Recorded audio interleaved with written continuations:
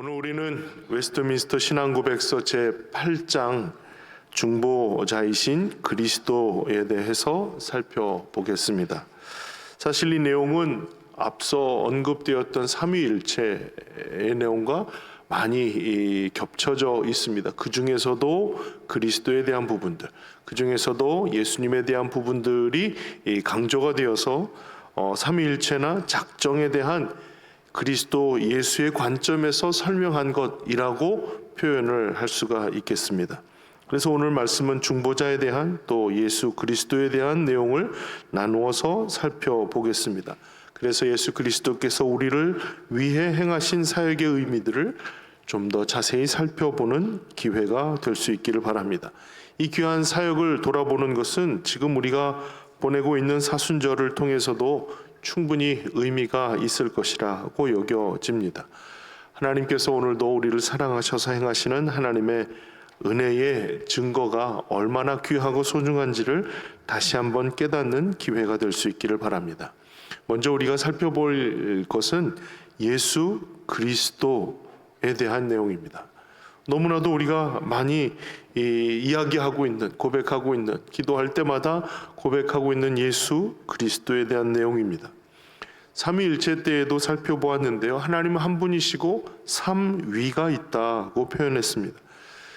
그중 성부 하나님, 성자 하나님, 제2위격이신 독생자 예수 그리스도는 성부와 한 본체이고 또 본질이 같다고 하였습니다. 이게 너무 어렵고 힘겨운 개념이라 쉽게 설명하는 것이 오히려 이단일 가능성이 높다고도 이야기를 드렸습니다. AD 325년 니케아 종교회의에서 이 삼위일체에 대한 교리를 확정하고 그 일에 대한 분명한 선언을 했어요. 헬라어로 호모우시오스, 동일 본질에 대한 하나님과 또 성부 하나님과 성자 예수 그리스도의 성질이 동일 본질이시라라고 하는 것을 천명한 것이 그 니케아 종교 회의 때 일어났던 일입니다. 그 이후로도 계속해서 성자 예수님에 대한 하나님과의 관계에 대한 삼위일체에 대한 여러 가지 증명하고자 하는 시도들이 있었고, 그 일들은 반대로 예수님에 대한 잘못된 오해로부터 제대로 된 고백을 하기 위한 시도였다는 것을 우리가 알게 됩니다. 그만큼 예수님에 대한 오해, 때로는 예수님에 대한 잘못된 진술이 난무하기 시작하는 것이 그 4세기 가운데에서 있었던 그 논란이 심각했던 그런 시기였다라고 볼 수가 있습니다. 그런데요, 그 논쟁은요, 지금도 계속 이어지고 있어요. 예수님에 대한 오해, 예수님의 사역과 그 완성에 대한 오해가 계속되는 사입이든 이단이든 잘못된 오해로 말미암아 하나님의 사역에 대해서 잘못된 진술을 하게 되는 일들이 지금도 일어나고 있는 일이라는 겁니다. 그것을 통해서 우리에게 깨닫게 되는 부분은 이런 거예요. 우리가 이해할 수 없는 부분이 여전히 많다는 겁니다. 반대로 얘기하면 우리의 이해 안에서 해결되지 못하는 부분이 많다는 거예요. 그러니까 우리의 생각이나 뇌 구조를 가지고 상상할 수 있는 정도의 이야기들이 아니라는 것을 우리가 이 사실을 통해서 다시 한번 인정하게 됩니다. 그런 의미에서 예수 그리스도라고 하는 이 두 단어는 굉장히 우리에게 주어지는 시사하는 바가 굉장히 큽니다. 예수 그리스도라는 말은 예수님은 그리스도시다라는 고백이에요. 그리스도라는 고백은 사람의 이름이 아니라 직책, 직분을 이루는 말입니다. 그리스도라는 말은 헬라어로 기름 부음을 받은 자라는 뜻입니다. 헬라어로 기름 부음을 받은 자. 이 똑같은 뜻으로 히브리어로는 메시아라고 합니다. 그러니 이 직책은 예수님이 그리스도시다라는 말이에요. 그러니까 히브리어 메시아 사상을 가지고 끊임없이 우리를 구원하실 구원자를 기대하였던 이들에게 있어서 예수님이 그분이시다라고 고백하는 것은 어마어마한 고백이에요. 자칫 신성모독으로 몰리거나 때로는 잘못 왜곡시키는, 성경의 말씀들을 왜곡시키는 그런 유로 취급이 될 수 있기 때문에 자칫 사람에게 그리스도라 칭하는 일들은 굉장히 주의해야 할 일이었습니다. 물론 그 직분에 맞는 역할들이 있었긴 하지만요. 그런데 오늘 마태복음 16장 16절에 베드로의 고백을 통해서 보면 시몬 베드로가 이르되 주는 그리스도시요 살아계신 하나님의 아들이십니다. 제자들이 선생을 주라 고백하고 선생님이라고 고백하는 것은 있을 수 있는 일이지만 예수님을 그리스도시라고 고백하는 일들은 쉽지 않은 일들입니다. 그런 이 위대한 신앙 고백은 우리의 신앙 고백의 중요한 모델로 지금까지 고백하고 있는 바이기도 합니다. 중요한 것은 제2위격이신 예수님 성자 하나님께서 이 땅에 그리스도로 오셔서 행하신 일은 바로 하나님의 구속의 역사를 완성하는 일이라는 겁니다.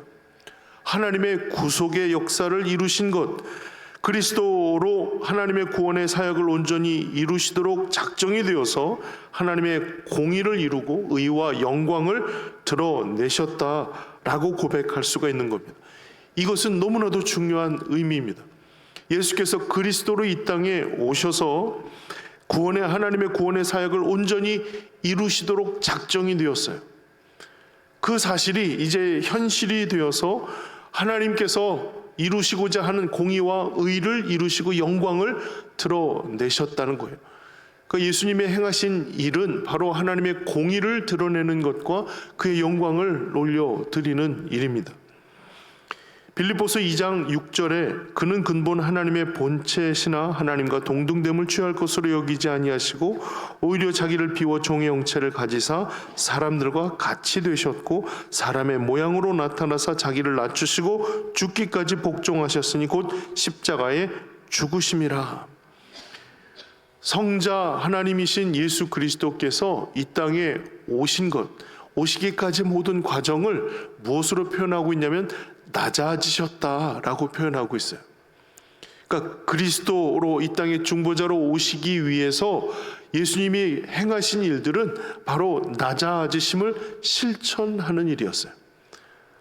하나님과 동등됨으로 여길 것으로 여기지 아니하시고 자기를 비워 종의 형체를 가지셨어요. 그리고 내려오시고 낮아지시고 어디까지 낮아지셨냐면 십자가에 죽으심까지 이르셨다라고 하는 겁니다. 빌립보서에는 십자가의 죽으심까지로 말씀하고 있지만 우리가 고백하는 사도신경 신앙 고백 가운데에 어떤 본문에서는 장사되시어 지옥에 내려가신 지 3일 만에 라고 고백하는 구절들이 포함이 되어 있어요. 그러니까 어디까지 내려가셨는가라고 생각을 해보면 음부의 권세까지 내려가시게 되었다라는 거예요. 그러니까 낮아지심을 실천하신 것이다는 겁니다. 예수께서 그리스도로 이 땅에 오신 것은 하나님의 낮아지심을 실천하신 과정이라고 표현할 수도 있다는 겁니다. 이 땅에 오셔서 사람의 삶을 사신 것은 하나님의 구속을 이루기 위한 계획이었고 그것을 온전히 이루시기 위해 낮아짐을 실천하셨다라고 하는 겁니다. 그 낮아짐을 실천하심으로 죽으셔서 음부의 권세로 내려가시게 된 것이 바로 하나님의 구속의 계획을 이루신 것이라는 거예요. 시작점은 창세전이라. 그 작정의 시기가 언제냐? 우리가 작정을 얘기할 때 그게 창세전부터 작정된 것이라는 것을 우리가 함께 고백하였어요. 그런데 가늠할 수 있는 시간이 언제쯤인지는 우리가 알 수 없는 거잖아요. 그러나 왜 오셨는지는 분명하게 알 수 있습니다.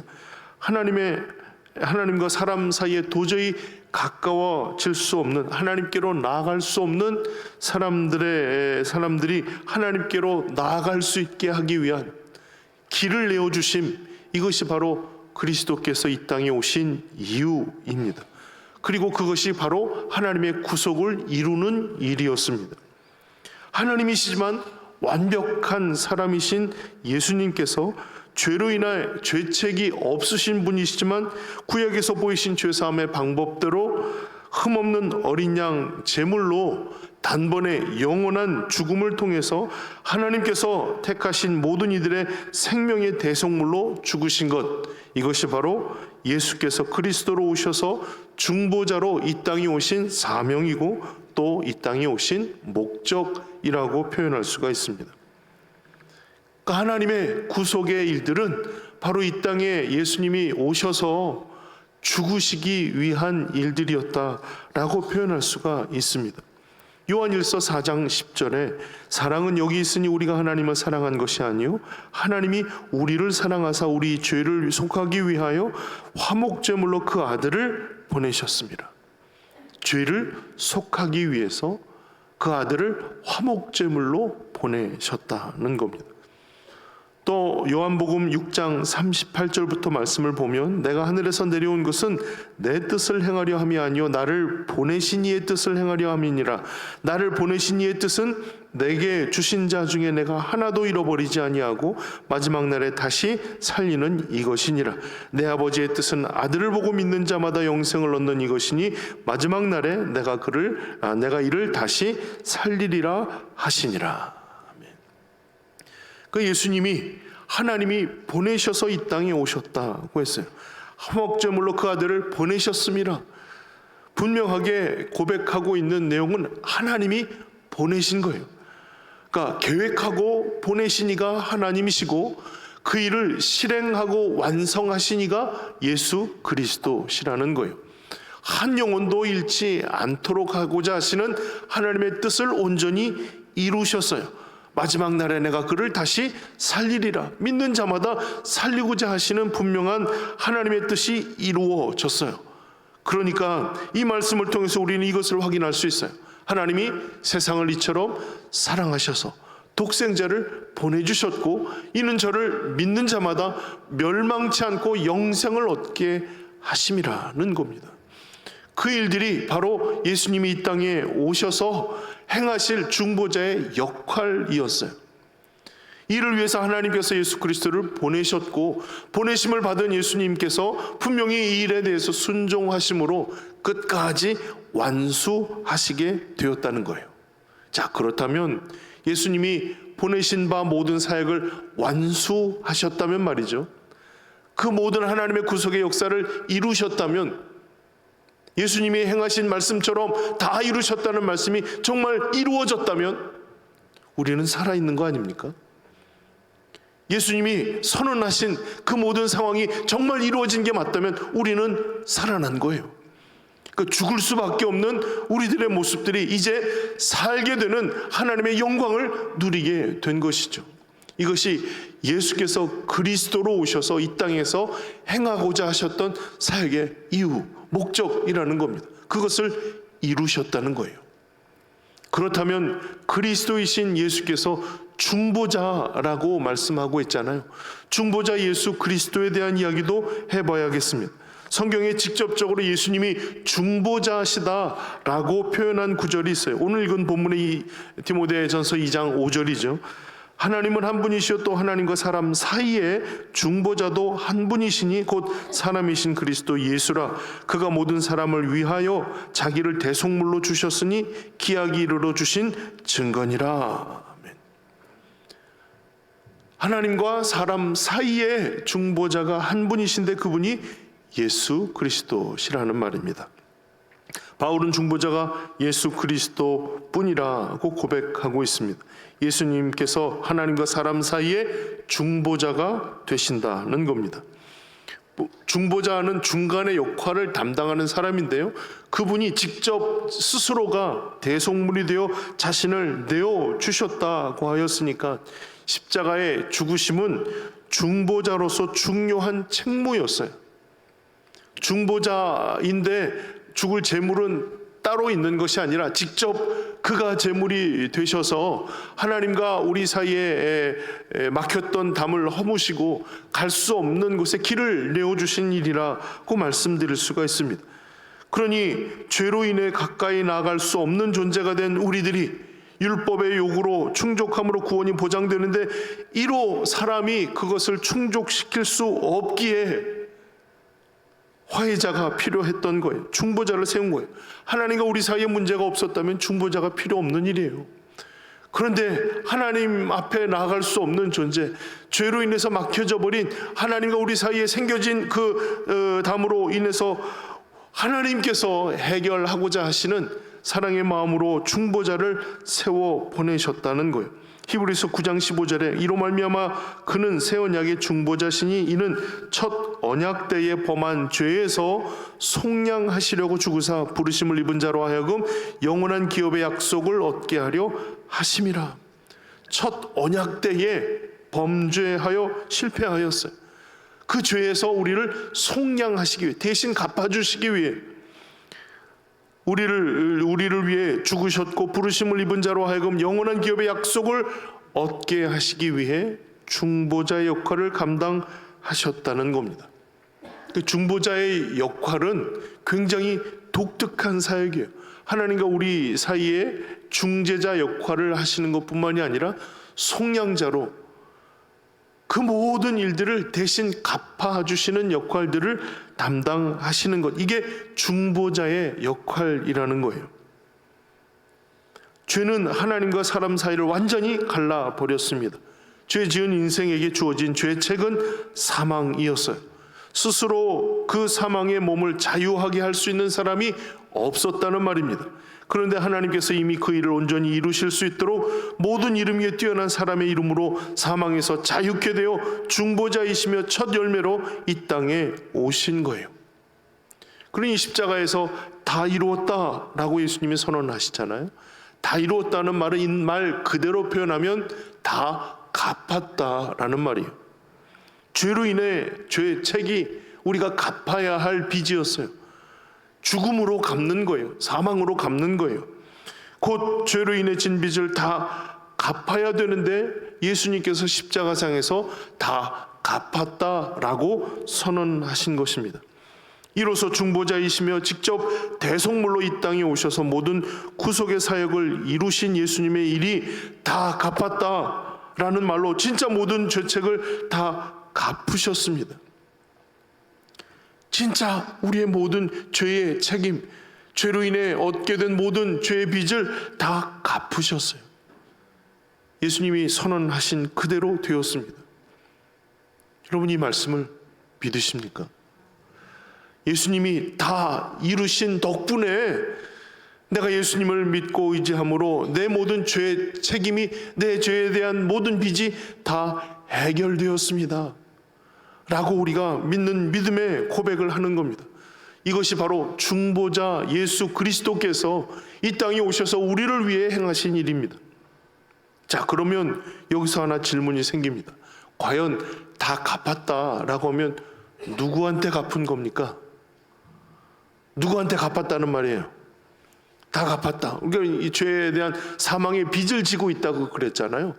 그럼 그 빚은 누구에게 갚아야 하는 겁니까? 죄의 책을 주장하고 요구하는 사망에게 갚은 것입니까? 사망을 주관하는 사탄에게 갚은 것입니까? 혹 우리가 죄의 값이 사망이라고 했을 때 그 주권이 세상 공중권세 잡은 이들에게 있다고 생각하는 분들도 있을 겁니다. 그렇죠. 그렇게 생각할 수도 있죠. 왜냐하면 택하신 사람이라도 죄를 짓고 물론 죄의 권세 아래 복종하게 되었으니 말이죠. 멸망받을 죄인이라 고백할 수밖에 없는 그와 같은 자리에 전락해 버렸기 때문이겠죠. 그러나 사랑하는 성도 여러분, 예수님이 다 갚았다라고 했을 때 갚았다고 선언하는 것은 사탄에게 갚았다라고 선언한 것이 아니에요. 사단의 권세가 결코 생명을 주관하는 주관자가 될 수 없기 때문입니다. 진정한 생명의 권세는 바로 하나님께 있습니다. 하나님께서 우리의 생명의 주권자, 주관자이십니다.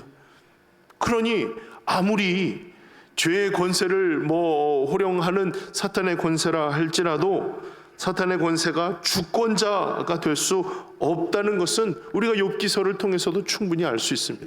생명 하나 어쩔 수 없는 것이 사탄의 존재예요. 그래서 예수님을 시험할 때 온 세상 만물을 보여주면서 나에게 절하라 라고 하잖아요. 근데 예수님께서 절을 하지 않으셨어요. 그런데 이겼다는 겁니다. 시험에서 이기셨다는 거예요. 여러분, 절을 하지 않았는데 어떻게 이겼다라고 얘기할 수 있죠? 절을 하지 않는 것이, 절하지 않고 견디는 게 이기는 겁니까? 그렇지 않아요. 사단이 시험 자체가 잘못된 미혹이라는 거예요. 마치 사탄은 이 세상의 공중 권세를 잡아 모든 주권이 자신에게 있는 줄로 믿는 이들이건 믿지 않는 이들이건 다 그렇게 호도하게 되었다는 거예요. 자, 여기에 절하면 내가 권세를 주지 라고 마치 그 권세를 줄 수 있는 자처럼 호령하게 되었다는 겁니다. 거기에 대해서 예수님이 뭐라 그래요? 하나님만을 경배하라는 거 아닙니까? 주권자는 네가 아니라 하나님이시라는 거예요. 그러니 당연히 절을 하지 않음에도 불구하고 이겼다라고 이야기를 할 수 있게 된 것이죠. 그 이김에 대한 이야기를 통해서 사탄이 결코 고난이 있지 않음을 분명하게 선언하신 거예요. 그러니 다 갚았다라고 하는 것은 사탄에게, 죽음에게 값을 치렀다는 것이 아닙니다. 죄의 값은 사망이라 선언하신 심판자, 그 심판자께서 이 모든 죄악에 대한 공의로움을 행하신 거예요. 죄에 대한 사망의 값을 예수님에게서 찾으신 거예요. 그러니 그 공의의 주가 되신 하나님께 있는 거예요. 갚으신 것은 하나님께 갚으셨어요. 직접 그 목숨을 대신하여서 이 사람들의 목숨 값으로 빚을 진 모든 일들을 하나님께 대신 갚으신 거예요. 그래서 예수님께서 엘리 엘리 라마 사박다니, 나의 하나님 나의 하나님 어찌하여 나를 버리셨습니까? 죽음은 하나님의 버리심이 되는 거예요. 그래서 십자가의 죽으심과 음부에 내려가시는 모든 일들은 내가 감당했어야 하는 나의 빚이었어요. 내가 갚아야 하는 나의 빚이었어요. 그것을 대신 예수님께서 십자가에서 그것을 갚으심으로 우리는 갚을 일이 없는 존재가 되었어요. 이것은 나중에 우리가 하나하나 살펴볼 일들이기 때문에 더 이상의 언급은 하지 않겠지만 우리는 이미 그것을 잘 알고 있어요. 내가 갚아야 할 것을 예수님께서 대속하셨다는 거예요. 그러니 중보자 예수 그리스도라고 할 때 단지 중간의 역할을 감당하면서 이리저리 하나님께 우리의 사정을 아뢰고 우리에게 하나님의 뜻을 알리고 이런 정도의 역할이 아니라 직접 자신을 내어주셔서 대속하는 대속자의 역할까지 이 중보자의 역할에 포함되어 있는 거예요. 그래서 중보자는 어떤 위대한 사람, 열심 있는 사람, 어떤 사역으로 대체되어 이야기할 수 있는 말이 결코 아닙니다. 하나님의 독생자께서 하나님의 공의로 인해 죽을 영혼들을 대신할 대속물이 되어 죄책을 구하실 때에 대신 빚을 갚으심으로 그 사람들에게 요구할 죄책이 없도록 그 구속의 사역을 완성하시고 대신 음부로 내려가신 것. 이사야 53장 6절에는 우리는 다 양 같아서 그릇 행하여 각기 제 길로 갔거늘 여호와께서는 우리 모두의 죄악을 그에게 담당시키셨도다. 이게 중보자입니다. 이게 중보자의 역할이고 이 역할을 위해 예수께서 그리스도로 이 땅에 오신 거예요. 우리는 중보자이신 예수 그리스도 때문에 평안을 누리고 나음을 받게 되었어요. 우리의 허물과 죄악 때문에 차마 감당할 수 없는 사망의 고통을 예수 그리스도께서 순종하심으로 친히 그 모든 죄책을 감당하신 것입니다. 그래서 그리스도 예수께서 우리의 중보자가 되심이 우리에게는 너무나도 감사한 일이고 또 그 소식을 들은 복음의 일들이 우리에게는 기쁨이 되는 거예요. 내가 그 은혜를 받은 사람이라는 거예요. 내가 그분을 믿고 의지하는 자가 되었다는 거예요. 내가 하나님을 아버지라 고백하며 하나님의 나라를 소망할 수 있게 되었다는 것이죠. 이 놀라운 변화가 바로 중보자 예수 그리스도를 통해서 일어났기 때문입니다. 그를 믿는 자마다 멸망치 않고 영생을 얻게 하시는 하나님의 일들을 이루신 거예요. 자, 그러면 이제 이 고백을 마무리하며 한 가지 질문이 생깁니다. 그러면 우리는 중보자인가? 혹은 우리는 중보자가 될 수 있는가? 라는 질문입니다. 왜 이 질문이 필요한가? 얼마 전 우리가 중보 기도 사역자 헌신 예배를 했잖아요. 우리는 이미 중보 기도 사역자라는 표현을 씁니다. 그래서 남을 위해서 기도하며 중보 기도 사역자들의 헌신을 또 고백하고 그것을 축복하고 온전한 헌신이 있기를 바라며 함께 예배한 일들이죠.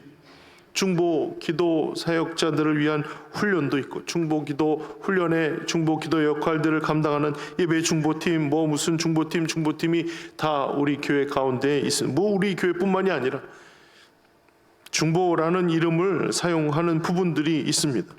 그래서 어떤 분들에게는 이 중보라는 말을 함부로 쓰는 일에 대해서 굉장히 역정을 내시고 주의를 기울여야 한다라고 얘기하시는 분들도 있습니다. 이 말이 맞습니다. 그래서 중보라는 말을 함부로 입에 담아서는 안 되는 일이겠죠.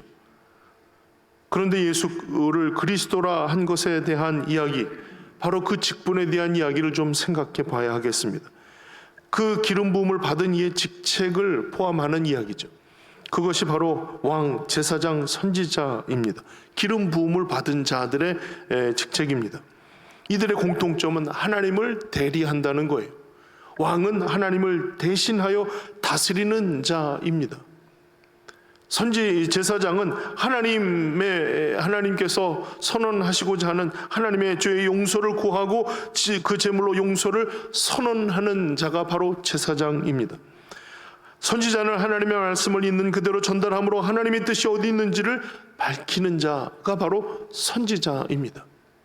이들이 그리스도였어요. 이들이 기름 부음을 받아 하나님의 일을 대리하는 자들이었습니다. 모세가 하나님의 중보자로 섰다는 말씀도 있고요. 여러 말씀들을 통해서 구약 시대에는 중보의 실체이신 예수 그리스도가 오기까지 그 역할을 대신하는 대리자들, 그리고 그 그림자의 모습으로 보여지는 일들이 있었습니다.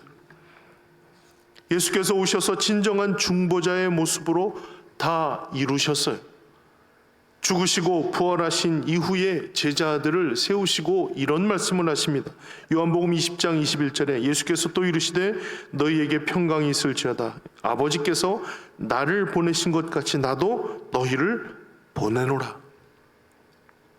예수님이 그리스도로 이 땅에 오셔서 중보의 사역을 감당하실 때 말씀하셨던 것, 아버지께서 나를 보내셨다, 화목제물로 나를 보내신다 라고 하는 그 보내심의 대목을 예수님께서 직접 제자들에게 하시고 선언하시고 있는 겁니다.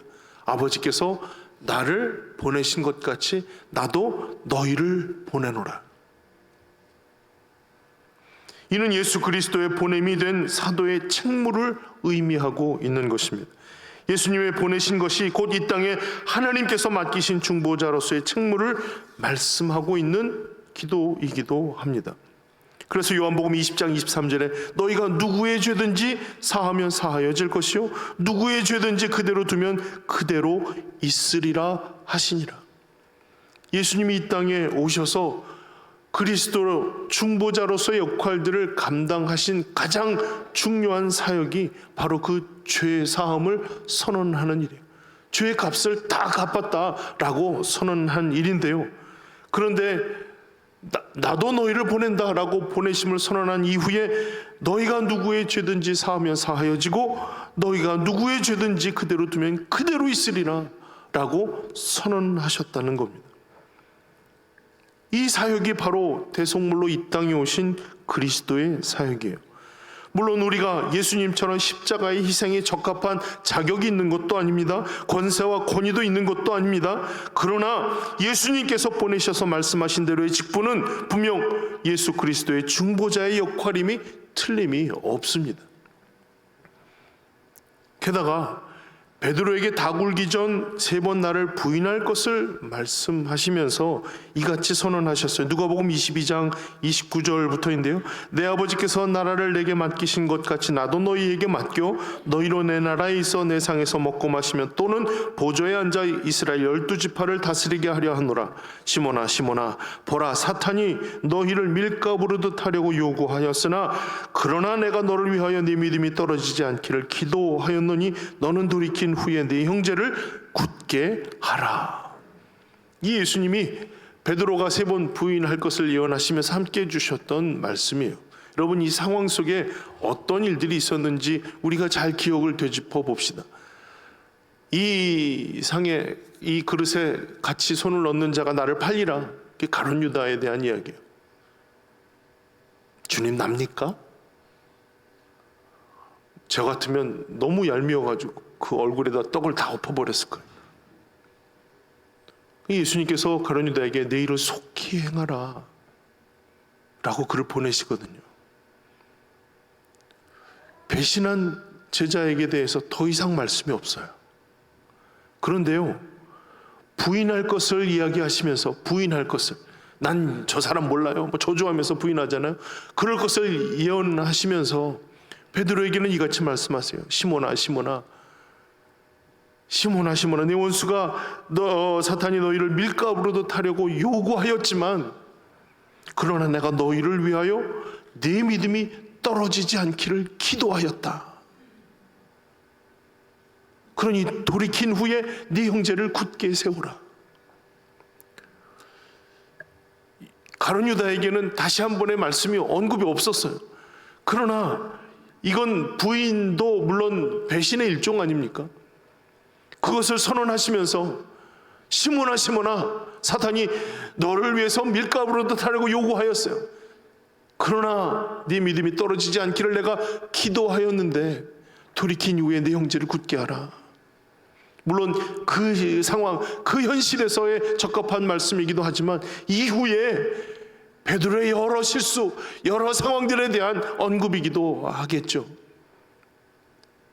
그러니 이 모든 직분에 대한 일들은 모든 것이 완벽하기 때문에, 완벽하게 갖추었기 때문에 그 역할을 맡기신 것은 아닌 것 같아요. 수많은 실수가 있고 또 돌이켜야 할 죄를 짓겠지만 그럼에도 불구하고 내 믿음이 떨어지지 않기를 여전히 기도하시는 거예요. 그러니 중보의 역할은 주님께서 지금도 우리를 향하여 계속 반복하시고 있다는 거예요. 그리고 내 형제를 굳게 하라. 돌이킨 이후에 다시 한 번의 기회를 통해서 주님께서 이 땅에서 돌이켜 행하고자 하시는 하나님의 일들을 지속적으로 우리에게 맡기시는 것이라는 겁니다. 사랑하는 성도 여러분, 물론 우리는 중보자는 아닙니다. 우리가 무슨 자격이 있어서 중보 기도를 합니까? 우리는 누군가를 위해 십자가를 질 만한 권세도 권위도 자격도 없는 사람들이에요. 그러나 주님께서 우리에게 맡기신 그 사역의 일들은 가히 중보적 역할을 감당해야 하는 너무나도 중요한 역할들을 우리에게 맡기셨어요. 게다가 부인하고 넘어지고 쓰러져 버릴 연약한 이들을 위해서 내 믿음이 떨어지지 않기를 위하여 지금도 간구하며 그 사역이 너무나도 소중히 이어져 가야 함을 우리에게 알려주신 거예요.